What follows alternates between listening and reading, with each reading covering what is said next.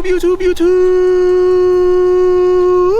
So here's the problem, right? And it's a bit infuriating, not gonna lie to you. I love a jet boat.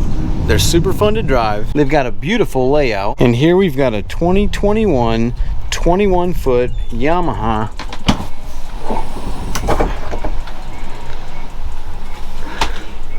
got twin Yamaha TR1s, 3-cylinder engines. Nice little jet boat. But we've got some steering issues down here. This rudder here has locked up, and what has happened is it's actually locked up this thing, which broke that bolt that's up in here, and it also broke the bolt that goes down here. So now this thing's all jacked up, and it's stretched the steering cables. So what we've got to do is we've got to free this rudder here. We've got to free this rudder up, and then we've got to go and investigate. See, our shifting is also probably going to be jacked up with our shifting cable. So what we need to do, we've got to come up here. We got to take a look at what we got going on here. We got a 704 control box, but again, that cable's jacked up. It might be broken completely. And then in here, for our steering, if we look back here, we've got a double rack and pinion steering system. I got to get a bunch of this stuff out of here. Oh snap, man. We got some ants rolling around here. A little bit of an ant problem in the boat. But again, back in here looking at a double rack and pinion system. So what I need to do is take this system apart and make sure that these cables will work. Got 2 new cables. Once we get the cables fixed, we'll go back down there to the rudder and see if we've got a broken shift cable, and if we have the bolts to fix the drive system that's down there. In order to do these steering cables, so we've got to get in here. That's one of our cables back there. Pretty hard to see that cable back there, and then the other cable is directly below this. So getting down there, we're gonna have to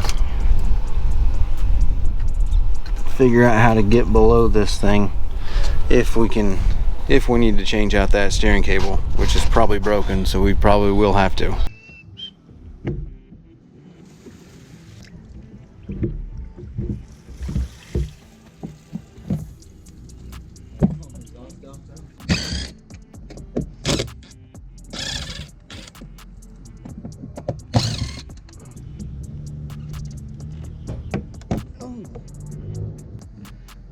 Oh man. Woo! No, she's gonna need a full. Take the rudder out.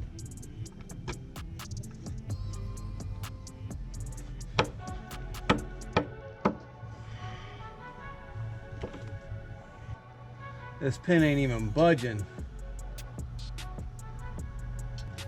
That means this whole thing's gonna have to come off of here. All right, this is much better. Now we've got all this access. We can see our, is that our steering or our shift and throttle cable? That's just a drain there. There's our steering cable down here, right there. And oh, there's our shift. There's our shift cable right here, this red one. And now we can see those bolts down there. That's going to take the rudder off. Take those bolts out, pull the rudder off. Then once we get the rudder off, we can take that rudder up into the shop, put it in the vise and knock that pin out so we can clean everything out and put it back together. Stick your face in here and look where they sealed this shift cable.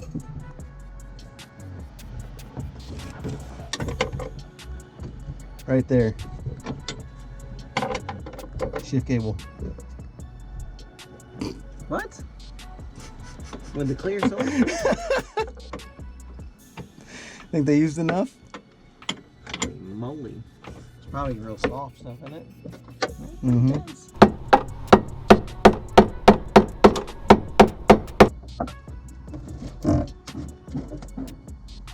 All right, now that we got the rudder out, we got to take this up there and stick it in the vise and see if we can get this pin out.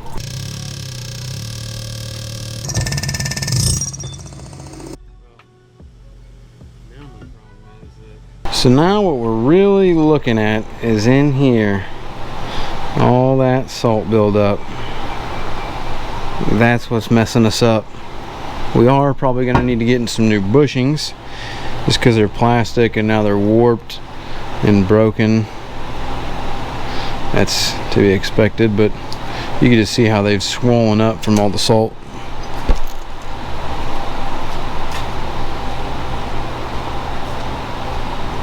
All that salt in there. It's messed it all up. Nope.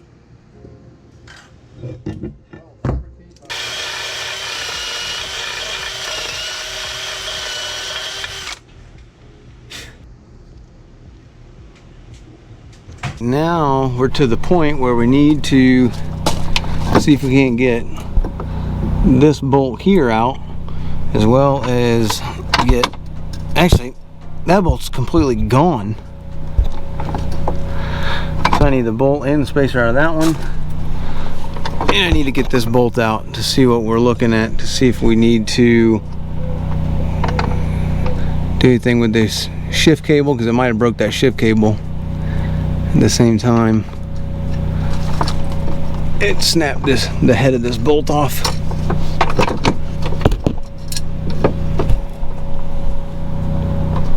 Yeah, we should be able to get that bolt out, no problem.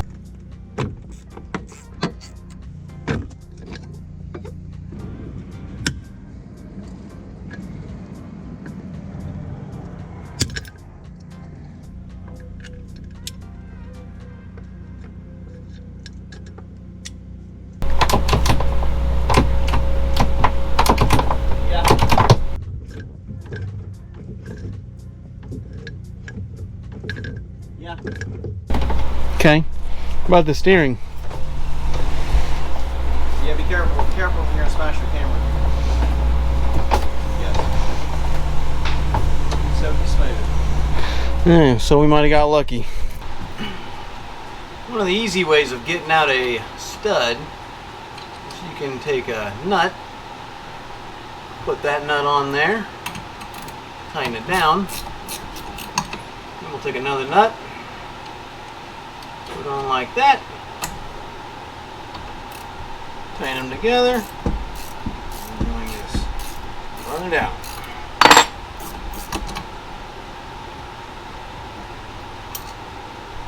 There you go. Now we can do the same thing when it comes time to put it back on. Now we want to put this thing back together now with what I would consider an acceptable amount of grease. So, by that I mean we need to get out of all our bushings. Alright, now we got those opened up. Take this thing here. Got our grease. Okay. Do a little painting here.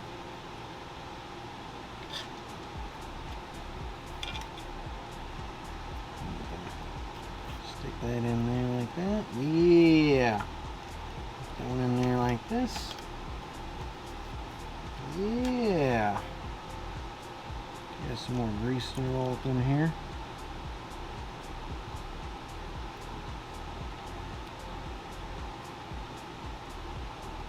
Okay, there's one. The other side here is nice and loaded up. Load this up too. We don't want to miss anything, you know what I'm saying? Get that nice and painted up. This one here too. All right, that's close. That's acceptable. Now, I'm gonna stick this good girl right there.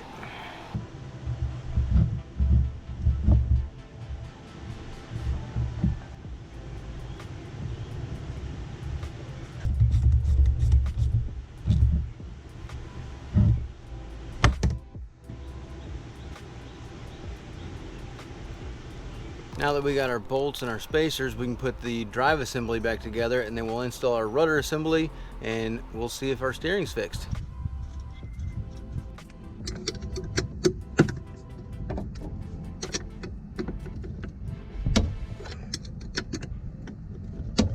You know, I'm actually pretty amazed at how little these bolts and washers are that hold on the shifting mechanism for this drive. And these things are tiny. There's like 4 or 5, there's only 4 threads there. That's it, and that's the only thing. There's 2 of these bolts that hold the entire shift control system for the drive unit on this jet boat.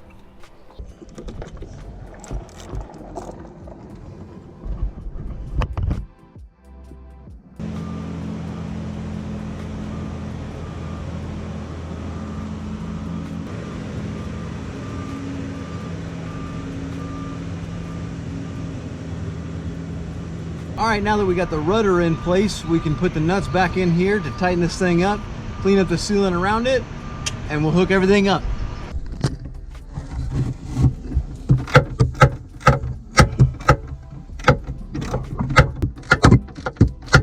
We're looking good again now. Got our sealant all cleaned up. Ooh, I got a bubble there. All right, now we're looking good again. Got her all sealed up, bolted, and this biscuit is moving freely. So, got her nice and greased up. Hopefully that'll keep it going for as long as possible. This is just one of the reasons why you do not want to leave one of these boats in the water for an extended period of time, because these will freeze up, lock up, and you almost need to replace the whole thing if you can't get them cleaned up soon enough, depending on the damage. So now we just need to hook our rod back up. That way we're attached to our rudder, and then we'll be ready for water.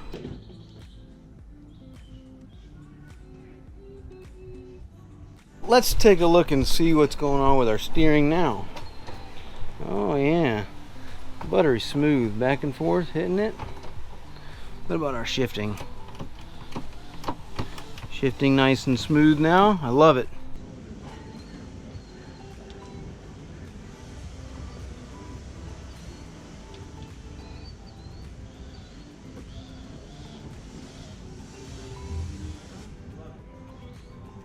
This is exactly what we want to see. We are steering back and forth properly. We are also shifting into forward and reverse properly, smoothly. There's no snags, no hangs. This is beautiful. That is just absolutely beautiful. Now we just got to put this back together, reseal it, and we can put this thing in the water.